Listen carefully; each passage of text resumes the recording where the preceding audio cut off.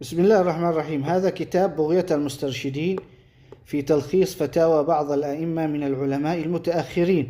هذا جمع السيد عبد الرحمن بن محمد بن حسين بن عمر المشهور باعلوي، وهو مفتي الديار الحضرمية ومفتي الشافعية في وقته. طبعا هذا الكتاب مشهور جدا، وهذه النسخة التي معي دار الفكر قديمة، نسخة قديمة كما ترى. تفتح أنت الكتاب هذا ستجد يعني فيه باب هنا في فضائل أهل البيت النبوي نفع الله بهم. يقول: فائدة: نقل الشيخ السيوطي عن شيخه العراقي أن المهدي ولد سنة كم 255.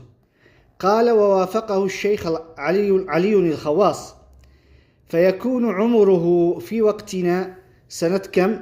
سنة 358. قال: كم بيكون عمره؟ 103 سنوات.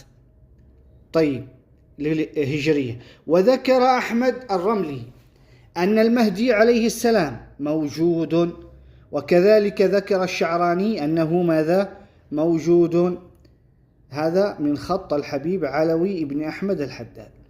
يقول الآن من هذا صاحب البغية اللي هو المشهور عبد الرحمن المشهور: وعلى هذا يكون عمره في سنة 1301، السنة التي كتب فيها هذا الكتاب الذي كتب فيه بغيته. يقول: يكون عمره 1046 سنة. وهذا يدل على أنه ماذا؟ من الذين كانوا يقولون بماذا؟ بأن المهدي عليه السلام موجود وغائب، وإن شاء الله يعود